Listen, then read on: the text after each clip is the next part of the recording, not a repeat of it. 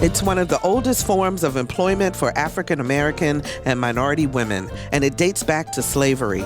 I'm talking about domestic workers, primarily women who worked in the home of the employer, cooking, cleaning, ironing, taking care of the children, and anything else asked for or demanded by the employer. In the movies, domestic workers are portrayed as either being horribly mistreated or an incredibly happy mammy. Yet domestic workers, while put down by society, played a unique role in the civil rights movement. I'm Barbara Ham-Lee. Up next on Another View, the history of domestics, when we return right after this news from NPR.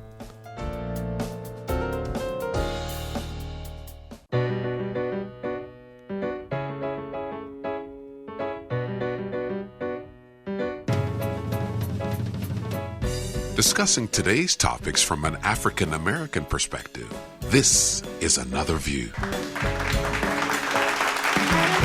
And good afternoon, everyone, and welcome to Another View.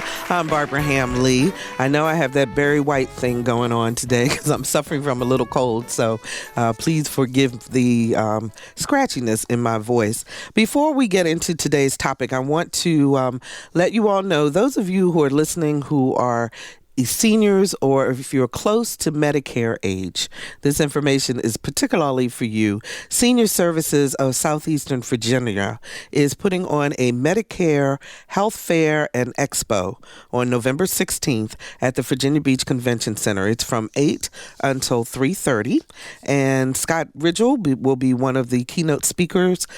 He will be on a panel called The Future of Healthcare in America, along with keynoter Joanne Corte-Grassi. She's the Region 3 Director of the U.S. Department of Health and Human Services. And then there'll also be a panel on the Affordable Care Act and the future of the health care in Virginia, which will feature Dr. William Hazel, Virginia Secretary of Health and Human Resources, and James Rothrock, Commissioner of the Virginia Department of Aging and Rehabilitative Services. And I will have the pleasure and honor of serving as your MC and moderator for both of those panels, as well as the rest of the day, where there will be workshops and all the information that you will need about Medicare. Some of the workshops will also be geared to your specific concerns if you're about to soon enroll in Medicare, and for people who are already enrolled. For tickets, you can call 461-9481 or visit www.sseva.org, which stands for, obviously, Senior Services of Southeastern Virginia.org. And also, if you are a vendor and you have an interest in reaching seniors, you can also go to the website, ssseva.org, and find out more information about that. So just passing on some information to help you in your life here in Hampton Roads. Gone with the Wind, Imitation of Life, The Help, Lee Daniels' The Butler. All of these movies have one thing in common. They feature a domestic worker. And how about The Jeffersons, The Brady Bunch, and Tyler Perry's The Haves and the Have-Nots, again featuring domestic workers. Whether they are portrayed as a mammy, eternally happy with her plight in life, or with quiet dignity as in The Butler, the African-American domestic worker is a central figure in the lives of families in the movies and in real life. Joining me to talk about domestics is ODU history professor Michael Hucles. Hi, Michael. How are you? I'm fine, thank you. Great. Thank you so much for joining us today. Ivey Jackson, who is a former domestic worker. Hi, Ivey. How are you? I'm fine, thank you. Great. Thank you for being here. Kim Neal, whose mother and grandmother were both domestic workers. How are you, Kim? I'm wonderful. Great. Thank you. John Quarstein, our favorite historian, who was raised by a domestic worker. Hi, John. How are you? Fine, thank you. Great. And joining us by phone is Susan Tucker. She is the curator of books and records at Tulane University and the author of Telling Memories Among Southern Women, Domestic Workers and Their Employers in the Segregated South. How are you, Susan? I'm fine, thank you. Great. Thank you for letting me join you. We're so happy to have you. So Lisa Godley and I, my producer, we're having a discussion because we have both seen The Butler. And the whole discussion about domestic workers came up, particularly with one scene that if you've seen the movie, you're very familiar with. Let's play that clip, and we'll talk on the other side. Sidney Poitier is nothing but a rich Uncle Tom. Look at you. All puffed up. Your hat on your head. Coming in here, saying whatever you want. You need to go. What? Get the hell out of my house! What are you doing? Get on out! You gotta go. Cecil, no! I can't take this no more. We I ain't can't seen handle this boy. We ain't seen this boy. I'm sorry. Now everybody just sit I'm down. sorry, Mr. Butler. I didn't mean to make fun of your hero. Everything you are and everything you have is because of that Butler. Everything you are and everything you have is because of that Butler. Ivy, Butler being a domestic worker, a very honorable position, yes or no? For me, it was. Tell us I about didn't your have any of experience. the hardships that the maid or the butler went through. I guess God was looking out for me because the people I worked for, we seemed to have understood each other. We got along great.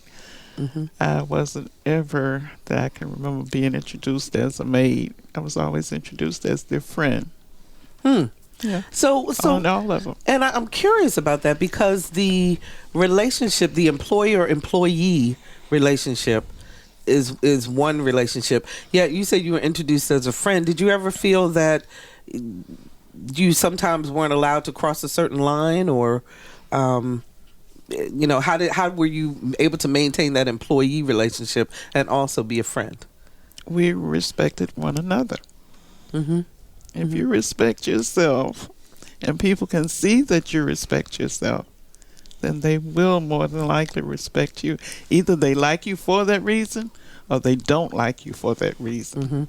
And if someone was to show me that they didn't like me for that reason, then I would no longer be their employee. Because I had to work, but I didn't have to work for that person. For that person, you had choices. Mm-hmm. Susan Tucker, you spent time talking to women who were domestic workers as well as women who employed domestic workers, and got a lot of their oral history. Was there a line there that was drawn, or did they also feel that they were friends as well as employees? I would say that for the most part, it was such a complex relationship that they would have said certainly that they wouldn't work for the domestic workers would not have worked for white people who did not treat them properly. Mm-hmm. They definitely drew a line there.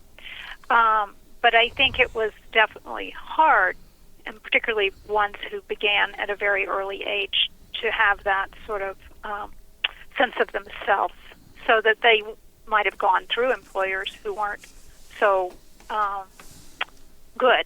And but I think that was one of their roles in life as they grew forward, not only to support their own family, which their income was very important, but also to identify good whites in the community.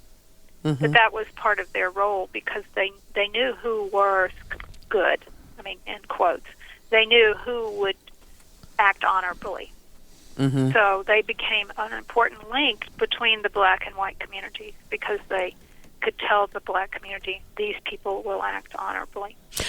And especially in the segregated South, back then, before the Civil Rights Movement, overall, the African Americans were portrayed or weren't trusted. They were less than, and so forth. So how did the domestic worker help to change that perspective? Susan? Well, she operated inversely for the whites. So for the African American community, she was identifying the good whites. But for the white community, she was identifying what they called the good blacks. So she was identifying, because you cannot live in a society where you fear other people. So they, in many of these communities, maybe it was even a majority African American community, and then they had these whites who had the money. So they couldn't live in such fear of one another. And so that was how she also played this other role, where she identified what was called good blacks. Mm-hmm. So go ahead. It became, I think she played an essential role in her community and in the white community. for this very reason. Did you find, Susan, that there was a lot of passing down of the job from generation to generation? Well, there was a real reluctance to do that after about 1930. And the job offered flexibility in ways that, say, factory work or picking cotton didn't offer flexibility. So if you had children, you might want to have a job as a domestic worker because, for example, there would be no pregnancy leave in that time, and you could, maybe your sister could work for you at the same home, or your daughter even. But there was a strong feeling that I do not want my daughter to be a domestic worker. I want my daughter to go further. I think that occurred after about 1930 for many people. So, Kim, Neal, your mother and grandmother were both domestic workers. Did they work for the same family? Yes, they did. So they did pass down one job to the next, or how did that happen? Well, what happened, and it was several families. There were like 2 or 3 families. My grandmother was the domestic worker for about 3 families, and my grandmother became severely ill. And the families knew of my grandmother's family, knew of our family, and my mom just kind of stepped in and said, I'll help you out. And so that's how my mom ended up with the same families, and actually 1 or 2 of her own. And did your mother became recommended? Did she go in full time, or did she come home at night, or how was that? She came home at night. Okay. You all were saying before how it gave the leisure time to be home. There were 2 of us, and my mom was basically a stay-at-home mom. So when she took this on, it gave her the flexibility that she was at home with us before we left to go to school, and she was with us when we got home. So she worked probably from about 8 to 2. So she was home with us. When we got home from school, my mother was there. How did you feel about your mother being a domestic? Was it an issue for you? Not at all. Did you ever talk about it with your friends, or? Not at all. Not at all. I saw my mom get up, go to work like everybody else. What she actually did, I really had no idea, and it wasn't a major issue for us, for my brother and I. She taught us good work ethic at that point. Regardless to what she did, she took what she did very seriously, and it meant a lot to her. It gave her purpose. That was actually the only job my mother ever had. She never had a professional job outside of doing domestic work. Her idea was to raise her family, to be a stay-at-home mom. But when this opportunity came, again, it gave her the flexibility, and it gave her a little extra income, because my father was the only one working in the home. So for your family, this was a very honorable profession also, not a problem. Never had an issue. My brother nor I, we never had an issue with it. John, you come from a different perspective, because your family was actually had a butler and a maid, right? Well, we had several homes, so we had a maid at every home, and then the butler, Harvey. We had actually, when I was real young, we had one called Emmett, and he died, and so Harvey became my grandfather's butler, and so and they were like best friends. On the Eastern Shore, we do a lot of duck hunting, and therefore my grandfather, because he was a businessman and politician, he would have important people come to go duck hunting at my farm, like Eisenhower duck hunted there, and Truman. Wow. So, and the big thing is that they would play piano and sing together. I can constantly remember Harvey and my grandfather always singing. They had a great interaction, and of course, and the same thing with our housekeeper, who also served as a cook. Marie at the farm was, like, she made my life great, I got to tell you. And so did Harvey. And they all just, because I was the only grandson of my grandfather, and so that was, I was treated very nicely. I didn't know how to make a bed until I went to college, and I had to be taught. So she would take care of that for you all the time. Well, here's my question to you then: what were you told from a little child in terms of the relationship between you and the butler and the maid? I don't think I was told anything. They were just there, and I knew they were. If I wanted a sandwich. I got a sandwich, if she had time, because she was doing all sorts of things. And and my Harvey was generally always with my grandfather. So so I interacted with him when my grandfather was around, and when I was around my grandfather. Other than that, he was off. He didn't go. I think he went a couple times to England with my grandfather, because my grandfather had an office there, and so it was kind of. Did your other siblings or your other playmates and so forth, did they also have maids and butlers? Yes, most of them. Okay. I mean, generally, I can't remember a family without. Of course, I went to private school. I led a fairly good childhood. And so I think most everyone did. If it was at least once a week or something like that, that was just kind of the norm. But it was, and I never saw it being a bad thing. Of course, I'm looking at it from a different perspective, but the perspective was everyone seemed happy. And, and there was, especially between Harvey and my grandfather, I mean, there was just humor going on, and, did you get to meet any of their families, like Harvey's family or the maid's family? I met Harvey's grandson, but no, I didn't. You didn't interact with them, or we didn't interact with them at all.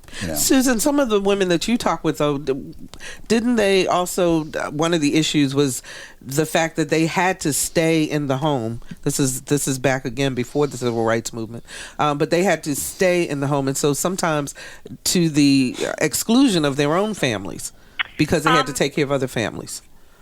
No, but historically, after about after maybe even the 1920s, one of the ways that they could make sure the African American domestic workers that they weren't treated in the way that they had been in slavery was to say, I am not going to live in the house. So unless they were working for a very wealthy family, they did not. Most of the women that I worked with went home every night, and but they were very sure that they were working for their family, not for the white family. Even if they really loved the children in the white home and cared for them, they were sure that they were going to tell me that they were working for their own children, if they had children. Most of them did. So did most of the African American workers then feel, even though they talk about the friendship, did they really keep it at the level of you're my employer? I think they did. I think they did that. I think, it was on a case-by-case basis, of course, and there were some people who they were very close to. They were close to them, but they were never going to say they were as close to them as they were their own family, ever. And I think that was really important to them to say that, because in the movies that even they had, seen, and these are people who were, some of them were born in the 1880s, so they hadn't seen too many movies, but they knew the storyline, that they were more, the storyline was written by whites, and they were going to correct that storyline. Did you see The Help? Yes, Susan? I did see The Help. Okay, I'm going to play a clip from The Help as we're talking about raising children. I was born 1911, Chickasaw County, Piedmont Plantation. And did you know as a girl growing up that one day you'd be a maid? Yes, ma'am, I did. And you knew that because? My mama was a maid. My grandmama was a house slave. What does it feel like to raise a white child when your own child's at home being looked after by somebody else? It feels...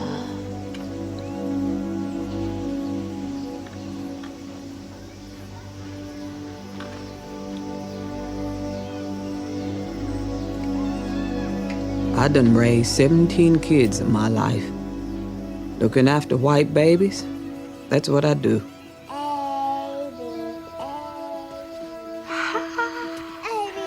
You is kind, you is smart, you is important. You is smart, you is kind, you is important. Oh, that's so good. Susan, I'm curious. Did you think that The Help was an accurate portrayal of domestics? Oh, that's such a hard question.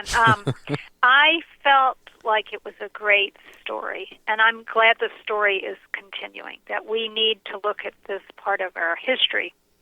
I felt in some respects it was sort of a Disney World view of poverty, for one thing, and that many of these women lived at poverty level, and the movie particularly showed them, didn't show poverty. Not that it's comfortable to show poverty, but it didn't show what it felt like, how hard it was. But on the whole, I'm glad the conversation continues, and that's what I thought about the movie. It reached people. It had a moving story. And it brought out the issue, which is most important. I know that we have to let you go, Susan, because it is homecoming at Tulane University, and so we have other duties today. Yes, sorry, you do. But I've enjoyed talking to all of you. Thank you so very much for joining us. That's Susan Tucker, the author of Telling Memories Among Southern Women, Domestic Workers, and Their Employers in the Segregated South. Mike, did you see The Butler? I mean, not The Butler, The Help. The Help. No, I did not watch The Help. Okay, because I was curious as to your perspective on, I know you've done a lot of history, particularly here in Norfolk and in this area. What was the situation in terms of domestics? Well, I think that Susan actually pinpointed a very important aspect, and that is the time difference. That is to say that up to a particular point in time, you'll have one type of experience, and then after that, you start to get a different type of experience. So after the Great Migration, and you have a number of Southern women coming up to the north, and all of a sudden now you move from that live into the daily kind of work. And I think that was an important part of trying to distinguish the experiences that different African-American domestics had. If you were enslaved, obviously you don't have the same kind of sort of leverage that you would have as a worker, as an employee. You can say, well, as was pointed out already, I'm not going to work for that person. But also, in terms of the class issues, I remember my grandmother was a domestic. My maternal grandmother was domestic, and I never knew her because she passed away when my mother was very, very young. But I remember other persons who were working in domestic labor would say, I work for Mr. So-and-so. And so there was a certain kind of meaning attached to who you worked for. It did put you in a class different from others in terms of who you worked for. In other words, it carried a certain status for you as well. And so by pointing that out, all of a sudden within the African American community, you likewise have an elevated status among your peers. But I think that difference in terms of time is an extremely important difference that Susan had pointed out. John, I'm curious because from a historian's perspective, as you look at history overall, as you look at the struggle of the African American community and so forth, and then knowing your own personal experiences, how do you recounsel those? I mean, do you look at it differently?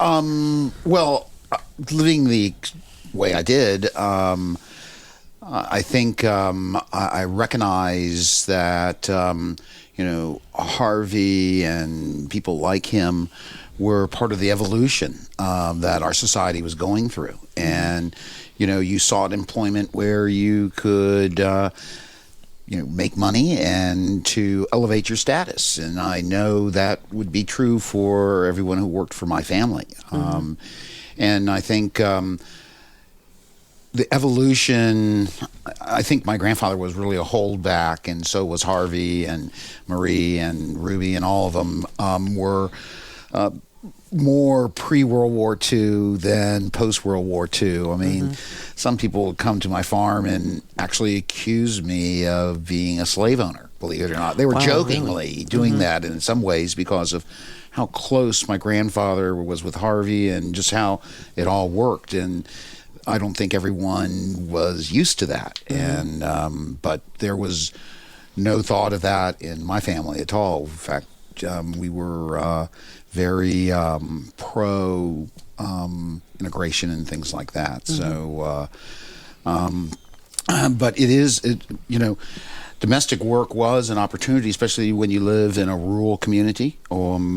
Or that was a great opportunity for you to get away from working in the soup factory that we had in my county, and or working on a farm, and because that was hard labor. And not to say that Harvey had a hard time keeping up with my grandfather because he was a piece of work, but but it is. Domestic work was a good opportunity as far as I can see for people. And it still remains one, except we have replaced many African Americans with Hispanics. And it is an economic opportunity to improve yourself.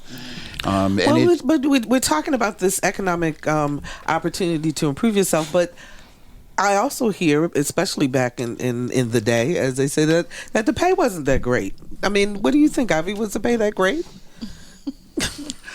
Not really. The main thing, I was never in-home domestic, go to the same house 5 or 6 days a week or whatever. I was a housekeeper that went in once every 2 weeks and cleaned the house. Okay. And that was my status. They knew. I'll tell you one incident. The couple that I worked for was leaving the house for the day. So I got on my knees to get the corners in the kitchen. I did that always when they wasn't around. He had forgotten something, and he walked in the back door and saw me on my knees. He turned around and ran out the door, and he came back with mops and all kinds of cleaners. I said, "What is that for?" He said, "You don't have to get on your knees. You never have to get on your knees. I bought you all everything you need." I said, "Honey, I have everything I need right here. You've already bought it once." We laughed about that for years, how he ran out and bought all this stuff, but the store was nice and took it back. I think he saw something that made him really uncomfortable. Right. And me too, because I never wanted them to see me do those things. Sure. I wanted to do that, that kind of corner stuff that the mops and brooms don't really get every time. But if you're just joining us, we're talking about the history of the African American domestic worker and his or her role in society, particularly in the context of civil rights movement, with ODU historian Michael Hucles, Ivey Jackson, a former domestic worker, Kim Neal, whose mother and grandmother were both domestic workers, and historian John Quarstein, who was raised by domestic worker. Michael, in The Butler, Martin Luther King talks about the role that domestic workers played in terms of civil rights and how their presence helped to improve race relations. Can you expand on that a bit?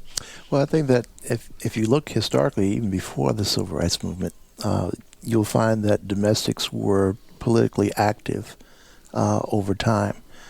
Right here in Norfolk, Virginia, in 1917, domestic workers went on strike with other stemmers and other workers to address their issues.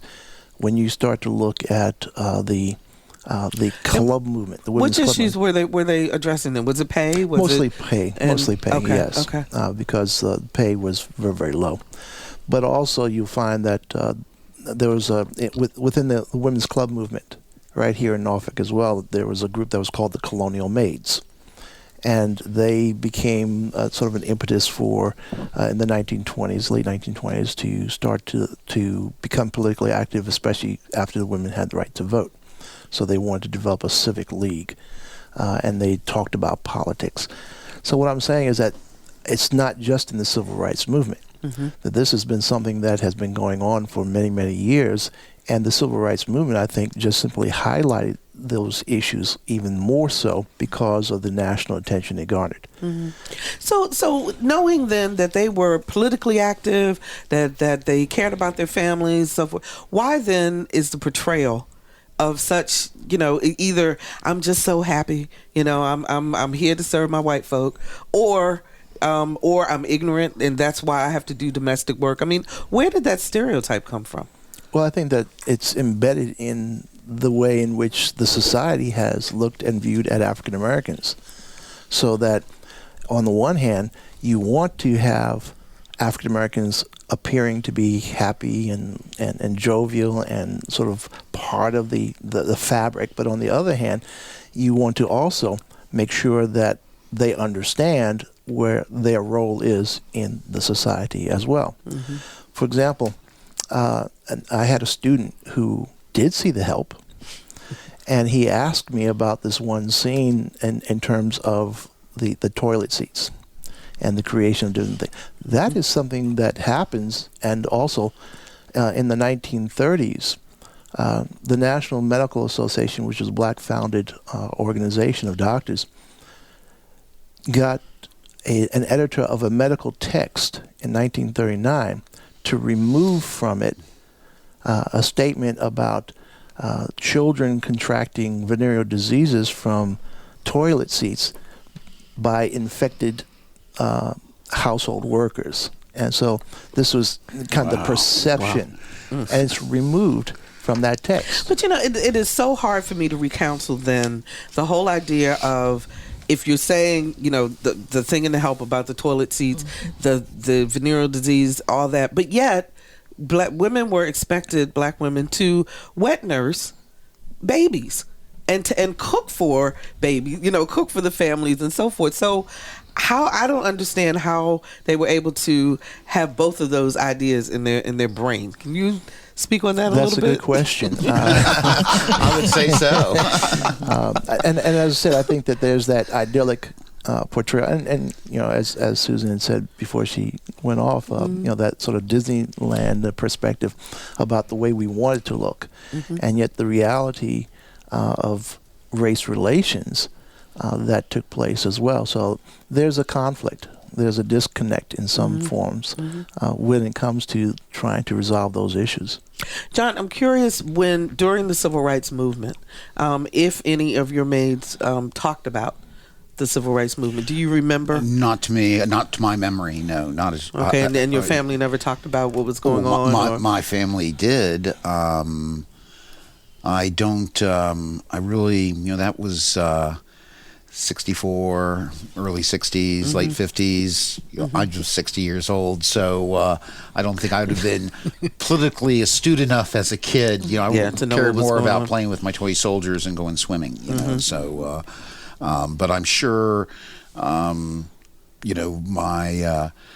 think we were more progressive, and so I'm sure those discussions probably were made, but I just cannot recant them. 440-2665 or 1-800-940-2240 are the numbers to call. We're talking about the domestic worker in America today and yesterday. Give us a call, 440-2665 or 1-800-940-2240. Michael. Yeah, I was going to say that in the Eyes on the Prize series, there are a couple of really wonderful clips about this. When it comes to the Montgomery bus boycott, and that one of the things that happens is because of the length of that bus boycott, white women began to pick up their maids and domestics to bring to the house, and it got to the point where, of course, the city council and the mayor was saying if they would just stop doing that, we could break this strike. And some of the white women said, well, if the mayor was to come and do the cooking and the cleaning and the nursing, then he certainly can. And then there's another clip in that same particular episode where you have this business person talking about the fact that when you look at the number of women who are involved in sitting in the churches and doing the singing, that they're domestics, that when it came to looking at some of the protests, and this was actually about the lunch counter sit-ins and the protests in Nashville, that they said that, well, what do you think about these students and these kids? And the person said, well, I don't pay no attention, no account, and then they go off to the NAACP meeting afterwards, so that you say one thing to one person, and do something else. Do something totally different. Yeah. So they walked both of those lines. It's just like wearing the mask, essentially. Absolutely. So today, there are two, and I'm going to play two clips, starting with the Jeffersons, I think, where in today's modern comedy, there is a black household who have a domestic worker. Let's play that clip. Now, what did you say needed dusting? Never mind the dusting. We could use a couple of drinks. Scotch? Fine. That's very good, Mr. Jefferson. You keep changing your mind like that, and someday maybe you'll end up with one that works. And someday maybe I'll end up with a maid that works. I doubt it, because it ain't easy working in all this heat. What heat? All that hot air coming out your mouth. So, Ivy, now, would you talk to the people you work for, like Florence? No, but I never had anyone talk to me the way he talks to Florence. I want to ask you, Kim, from your mother and grandmother's perspectives, was there ever an issue with respect in terms of, what they were called? Were they addressed as, Mrs., Mr., Mrs. rather? Do you know? My mom was addressed by her first name. Her first name is Alice, and all of them called her by her first name, Alice. And she addressed them by Ms. So-and-so or Mr. So-and-so. So, the respect was there. And you were talking earlier about how it was an understood line. You did, like Ivy said, you respected each other.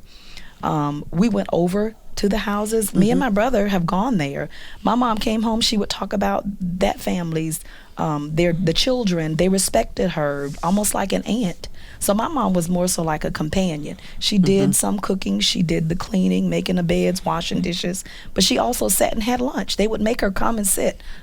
I'll fix you lunch. And they sat and they would talk. What's going on in your family? What's going on with your family? They've cried together. They've laughed together. They've celebrate family victories and all of that together. So then that's yet another way of kind of bringing the races together, Michael. Yes, I guess it is. So there is a conflict, though, today. At least I've heard some people talking about, particularly African American women who are now in the workplace, who now have the means to hire their own help. And the conflict that they have is whether or not, on the one hand, they are employing someone, and so that's a good thing. But on the other hand, it's kind of, do I really should I be employing this black woman? Have you heard that, Kim? I've heard of it, but not a major, From a historical perspective. Well, I was going to bring up another clip for you. Okay, all right. Forrest Gump, and I think that they were trying to make a rather interesting statement when Bubba's mother, who had been this domestic and this cook, all of a sudden she gets this check, and then what do you see? You see a white female now serving her, and she's the domestic. I always tell my students it would have been a really powerful kind of statement if they had a white male serving Bubba's mother, because there's that gender as well as racial dynamic that you see interplayed in that clip. And I think that sometimes we sort of forget the other component there, that it's not just race, sometimes it's also gender. As well. Let's see. Carrie joins us from Norfolk. Hi, Carrie. You're on the air. Hi there. I'm just wondering, I grew up also with African American women living in my house, coming to my house regularly as domestics. A little different. My mom's a single mom. So it wasn't like we were wealthy, but my mom needed to travel. And 2 points I wanted to make. One was that so I had these two strong women in my house all the time. I had my mom, and then I had the woman helping to raise us.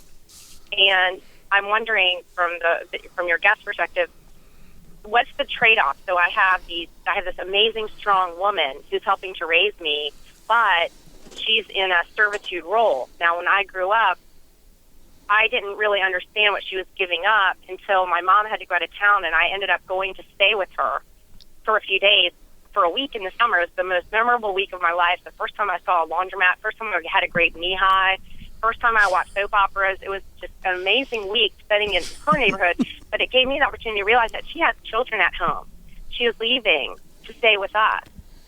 And so I wonder, reconciling the strong woman who cared for me and having that interaction every day with a positive role model of a strong African-American woman, but in hindsight, looking back, seeing the servitude role and reconciling that, I just wonder, what's the trade-off? It was worth it for me to have someone in my life like that, but looking back, she was in the servitude role. I'm just wondering what your guest thoughts were. Carrie, we appreciate this call. Let me start with Michael, and then I'll go to John. Yeah, go ahead, Michael. I think you actually answered your own question in some ways, because when you had that experience and you were able to see, you understood the trade-off. In other words, this was sort of a defining moment in your life by going to this other person's home and seeing what she had to give up, how she lived and how her family had to live. And so I think that there's the reconciliation right there for your own personal life. Kim, I saw you shaking your head. I totally agree. She kind of answered her own question. It gave you the feeling, or it allowed you to see what this woman actually did. She took care for her own family, and then she comes here and takes care of this family. It teaches you to be humble and to respect her. Kim, Carrie, I'm just going to ask the question. Do you have someone that works for you now? I do. Okay, yeah, and did that change your perspective in terms of how you treat her? Oh, absolutely. I mean, I pay her more than I know. She sometimes doesn't even want to take the payment that I give her. I have that guilt knowing. I have a little bit of guilt knowing that she works very hard, and so I always feel like I need to compensate her, include her in my family. My children are respectful to her and all of that. But I just have had conversations with people where I feel like I've had strong role models in my life, but my friends from the outside have pointed out, I know I'm Southern and they're not, and they pointed out, well, that's because she was the maid, though. And I'm thinking, well, you don't understand, what a role she played in my family. It's just one of those things I think is also part of the Southern culture, going to funerals right up front, family pew. There's usually 1, 2 older African-American ladies sitting in the front pew with the family. If you grow up in the South, you know exactly what that means. So it's just interesting kind of growing up with it, and the value that I place that people on the outside may look at that and think, well, yeah, but she was still being paid by your family to be nice to you. It was never like that for us, and I just wanted to know what your panel thought of that, because I'm always interested in this perspective that it meant so much in my life to have her. Okay, John, I'm going to let you answer also. Well, my perspective is a little unusual because everything seemed happiness to me. And even as I got into my 30s and 40s, I never saw I saw a great relationship between my grandfather and Harvey, my grandmother, and by that time, Sarah was our housekeeper, and my mom's maid, Pearl. I mean, they all had a mutual respect. I mean, Harvey called me Master John when I was younger, and did you call him Harvey? I called him Harvey, yeah. Did you? And you never felt the compunction that you needed to call him Mr. Harvey? I called him what my grandfather called him, and that's kind of the way I think it worked. Because everyone had a certain form of equality when we were around everyone, and he called my grandfather Captain John, and even though my grandfather wasn't a captain, he was, but that was a term of respect. And back in the old days, you were a master until you became like 15 or something like that. And then you became a mister. So that's what that was all about. But some people thought that was very bad, and I properly it's proper, but they just thought it was odd for an African American to call me that. And I want to see if I can get one more call in before we're out of time. Shannon joins us from Norfolk. Hi, Shannon. Hello. You're on the air. Yes. First, I'd like to say thank you to those strong, honest, dignified women and men who worked as domestics in our past, because the things that they taught, the work ethic, the encouragement and the pushing of the generations to go on and take advantage of the opportunities that we have now. I want to say thank you. My grandmother and mother were workers in someone else's home. And when in college, I also did it because it fit in with my schedule, and it enabled me to get the cash that I needed. And now, as a person who has had more opportunities, I do employ people to help me with my household. Now, I consider it a business, and I will pay whatever the market is doing. It's helping me, but it is a business, and I think perhaps we're viewing it different. I am African American, and I hire the business, and if they happen to be African Americans, then that's what I do. But the main thing is thank you, because the opportunities that I have are because of the people who are on your panel who did that. Thank you so much, Shannon, for that call. And that was to my point about the conflict that some people are having about whether they should hire African Americans as domestics. But as Shannon says, it's a business. And that's the way that people view it today. We've got about 2 minutes left. Thank you, Shannon, for that call. We appreciate it. A final thought, Michael, on this topic? Any? Actually, I think we've exhausted my thoughts on this. There's so much one can say, obviously, and clearly, as we look at the future, obviously, we are moving forward in a different kind of frame of mind right now. Which is good. Ivy? My thing is that I failed to say what she said. My grandmother worked for a prominent piano company for all of my life that I can remember until she passed away. And they loved her. When they needed extra help, they would ask my mother to come and assist her. And at one point, one of the sons was married and having a party, and they needed extra, and I went to help. And you went over to help. Oh, you would have thought celebrities was in, because she was so busy introducing the three of us, that she wasn't recognizing her guest.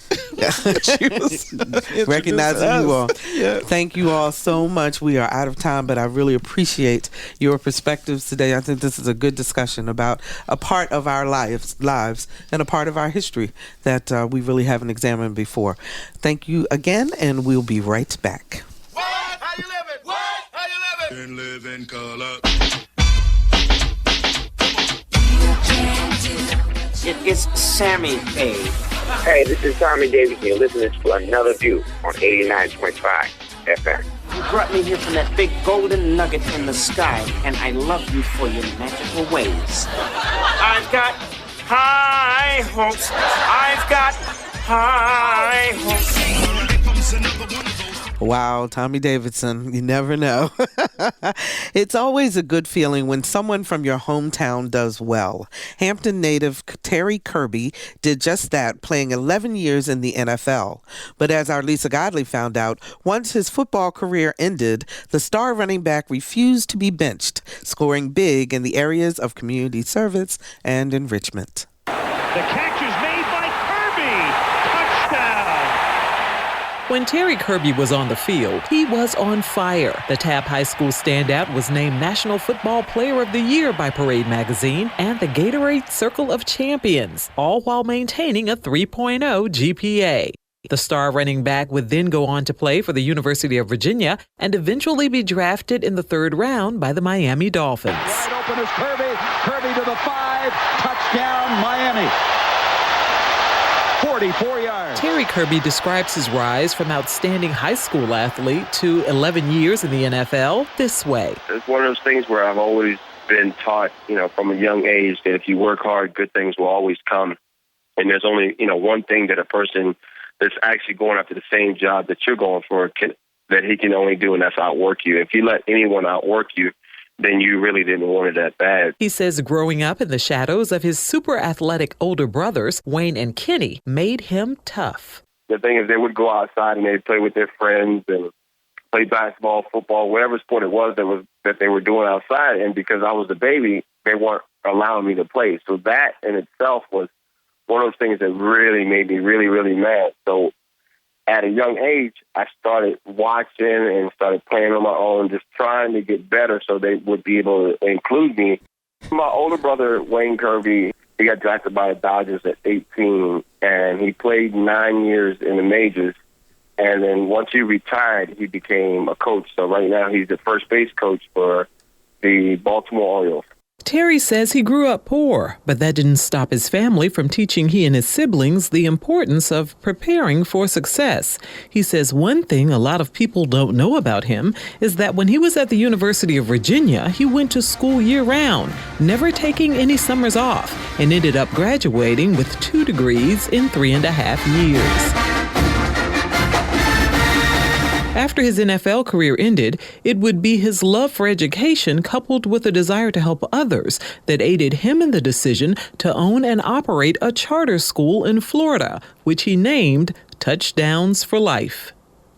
It was an amazing thing to me. And I'm not an educator, but my reasoning behind it was a way that I could give back to the community and I could give kids a chance to make it like I was given. I'm not a principal. I'm not a teacher. So what I was doing was all the moral support for the kids and letting them know that, this is a place where, you can come here and be yourself and you can learn this education and you can make it just like, I did.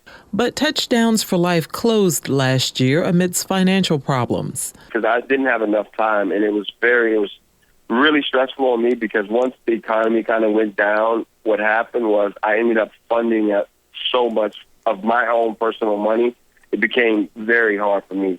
In the meantime, Kirby raises money for worthy causes like helping families of sick children cover their medical expenses.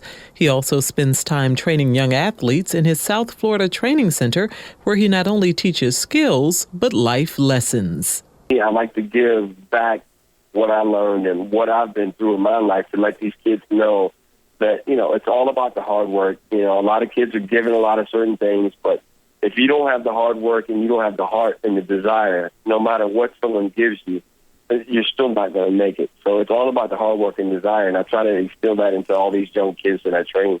For Another View, I'm Lisa Godley. And talk about 6 degrees of separation.